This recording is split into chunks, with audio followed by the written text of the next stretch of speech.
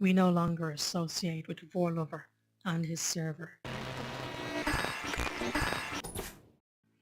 while back I wrote a bit of a story about the Dark Brotherhood Argonian assassin, sort of like her backstory, and I had great fun writing it out, and I thought it would be pretty cool as well just to read it out as well, so you can get a bit of a backstory thing to her.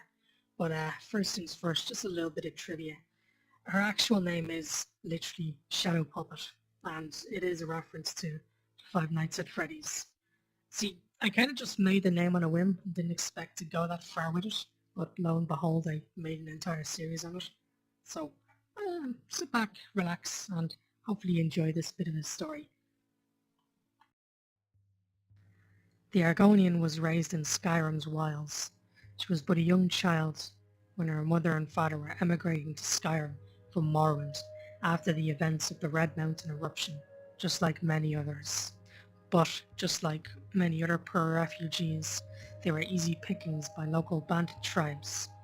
The Argonian and her parents were captured and put to work as slaves, working in mines for the bandits. They mockingly found it fitting, due to Morwin's history of having Argonian slaves. They worked her parents to death in those mines. This shattered her mental state, with horrific reoccurring nightmares of her father collapsing, coughing up blood while a bandit taskmaster laughed, kicking him until he stopped moving. That image never truly left her, as well as the sound of his bones breaking too. She unknowingly repressed these memories until her mental state was near feral, so far gone from the trauma she experienced that she eventually lost the ability to speak. Not that she ever truly needed it. But one night, when the bandits were celebrating a raid on a defenseless farm, they forgot to properly secure her, and she fled into Skyrim's cold, unforgiving wilds, with nothing but a shattered mental state and savage rage to survive. She slept rough for many nights, fueled by nothing but the burning rage to hurt those, for reasons she couldn't even remember. All she knew was that she needed to make them pay. Due to her repressed memories, she lost the civilized ways of normal people, and as time went on, would prefer to crawl around, as it was more stealthy, devour her food raw, as it was quicker and more satisfying, and lastly, of course, her clothes, over time, got ripped and torn from wear and tear, and growing in size and height, eventually tearing off completely while pursuing prey, leaving her undressed. But it didn't bother her much, as she was used to Skyrim's cold at this point, and hardened against them. It was a dreadful upbringing, and not everyone could have survived it. But when you've no thoughts other than hunt, sleep, and survive, like a savage animal, it does improve your odds. One day, she got a familiar smell in the wind. It caused her heart to skip a beat and stopped her dead in her tracks. It was the bandits from long ago. Fragmented memories scattered a bit, mainly in the form of burning rage that seared across her face to the point of growling. She hunkered down to hide. It was time to put her wild, savage hunting skills to the revenge. The one memory she recalled the most was the night of her escape, when all the bandits were loudly cheering, drinking, getting into fights, and passing out from drinking too much after the successful raid. She stalked around the outside of their base, watching and waiting, spying how many bandits were coming and going, waiting, like a wolf, hiding in the grass, watching its prey, for the moment it's unaware or distracted, before pouncing.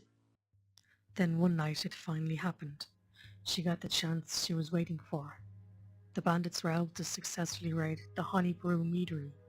The stench of alcohol, even from this distance, was almost dizzying. Surely enough, the loud cheers and excitement eventually died down, as they all had their fill, and partied themselves out, leaving just a single lone archer by the entrance. Virtually no challenge at all, as she crawled her way up his blind side. He never saw her coming as she dug her claws into his neck and pulled out a chunk, watching him fall to his knees, gurgling, grabbing, desperately trying to cling to life as it poured from him. It was the first human prey she had slaughtered, and she was hungry for it, dragging his dying body away from torchlight into the darkness to consume him. For a brief moment she spotted something bizarre. It looked like a man with the head of a deer, glowing red eyes staring right at her. She rubbed her eyes in disbelief, and when she looked back, the figure was gone. Satisfied, with blood dripping from her lower jaw, she was ready for more. The remaining bandits hardly posed a challenge at all, as many were too drunk to stand and others were passed out. Her claws and sharp teeth made short work of many of them, once again going for the neck, a violent, bloody lesson she learned quickly when observing the wolves of Skyrim as they hunted other animals. By now, almost all of the bandits were dead or dying, with the Argonian in pure ecstasy of this hunt, claws, mouth and body covered in the blood of her enemies. There was but one enemy left, the chieftain of this bandit tribe.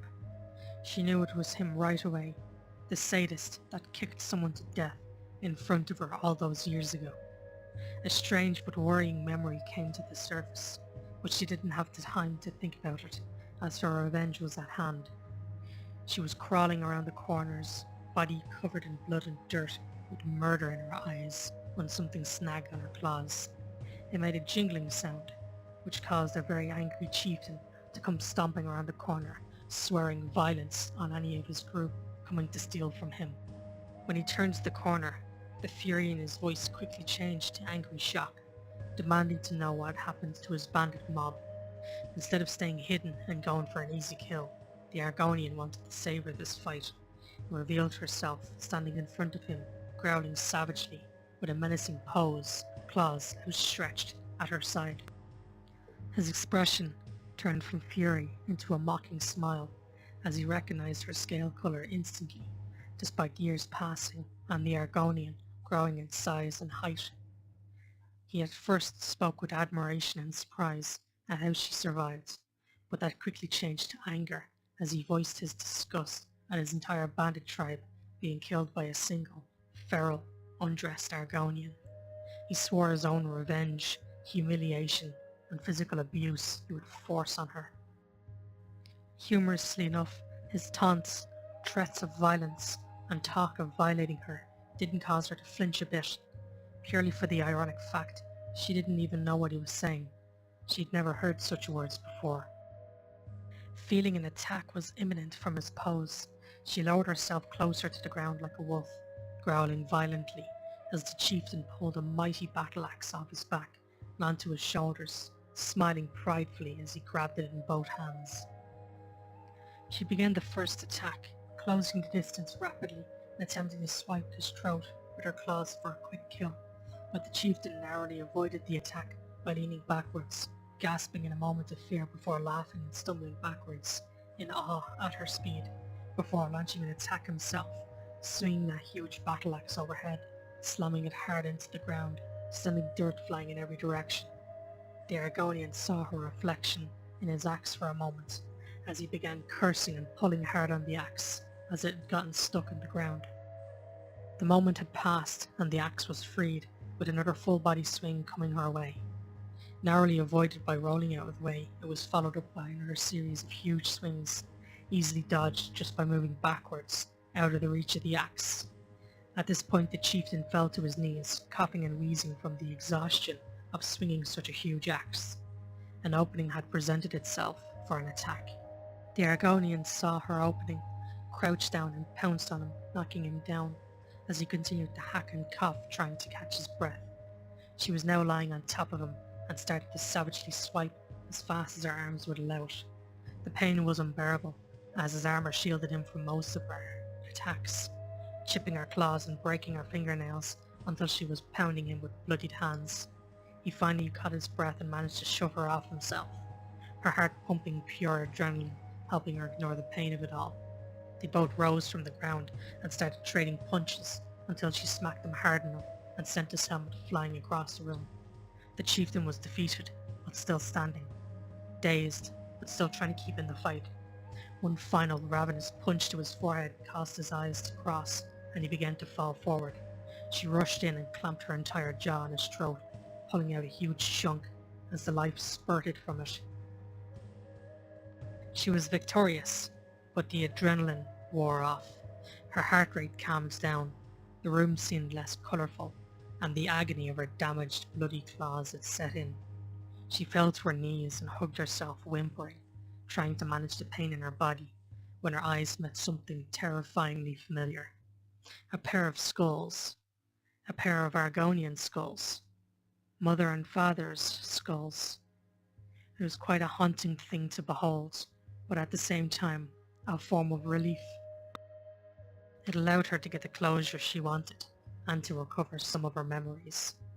After washing the blood and dirt off from the battle, she dug a grave for her parents' skulls and buried them in the ground as a respectable goodbye to them, burying them in a manner similar to wolves, only she won't be coming back to chew these bones. She marked the grave with a stick she carved using her last remaining unbroken claw, then decorated it with strips of cloth and rags, finally painting it with the blood of her enemies. And over the course of the next few days, she healed and grew her claws back out, eventually finishing what she would consider a traditional Argonian gravestick of her own design. Sure, it's not going to make sense to anyone, but it had meaning to her and her journey. She proudly planted it in the ground at her parents' skull grave site, with the strips of cloth blowing freely and peacefully in the wind. It will not last forever, and it will surely wither and crumble away one day. But that's okay, because that's what Skyrim's wilds are like. Nothing lasts forever.